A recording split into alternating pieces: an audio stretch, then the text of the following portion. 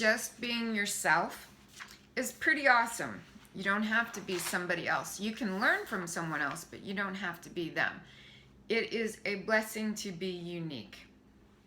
Many times when we are in a state of chaos or stress, we have a filter that is in our mind, and it only recognizes things that are negative and chaotic and stressed. Does it mean that positive things have stopped? It doesn't. It's just that our filter is only allowing us to see it.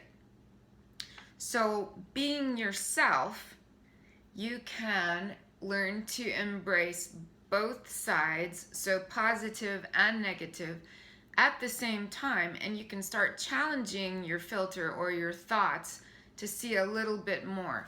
This in turn has a better perspective, a better outlook on what your thoughts are, and therefore what your hormones are, and how your body responds to chaos and stress. So is it possible to be yourself and be more aware of all of the things that are going on? So I'll give you a for instance. I went to a high school band concert. There were two different bands for freshmen. The first band is made up of the group that didn't meet the cut, didn't make the auditions. The second group are the ones that made the cut, made the auditions. The first group played 4 songs. Their quality of play, the quality of sound was okay.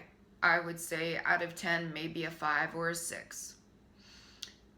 The quality of the second group and their sound and their playing and their reverence and their solemnness for what they were doing and their respect, I would say was more like a level 8. You could see a vast difference.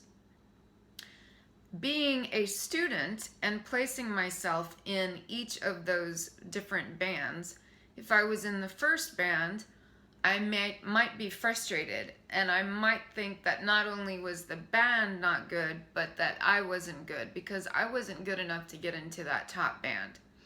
My filter might discourage me from playing better throughout the rest of the year. My filter might tell me that it's not fun, it's not worth my time, and by the end of the season, my filter might tell me that it's time to give up music and to move on to something else in life. If I was in the other band, my filter would tell me that I'm with people who are like-minded. If I work harder, I can move on to the next band. I really enjoy the sound. We sounded great. Did you hear that other band? They were pretty bad. And that's how our minds and our filters can affect what we see. Would it be incorrect to be in band 1, the first one that came out, and to have a positive filter to say, you know, I'm playing better than I was playing last year, and I think I sound pretty good, and I'm gonna, you know what, I'm gonna keep pursuing this, and maybe that last song wasn't the best, but I'm gonna keep pursuing this because this is what I love, this is who I am, music is important to me. And not only do I want to be in that top band, I want to be in my senior year. I want to get all of the awards that come from just playing and doing my best and being a part of the group. Music has blessed my life.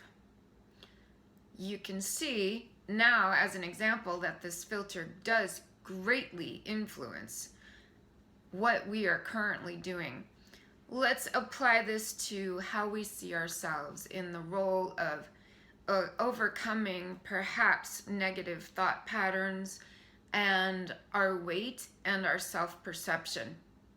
How could we change that filter? What are some of the good things we could see about ourselves? Some of our accomplishments. Maybe they're today, maybe they're in the last 5 minutes, maybe that they're just that you listened to this video. Don't discount it. It has value. It brings more positive thoughts. It brings more things that will help inspire you to continue on this path.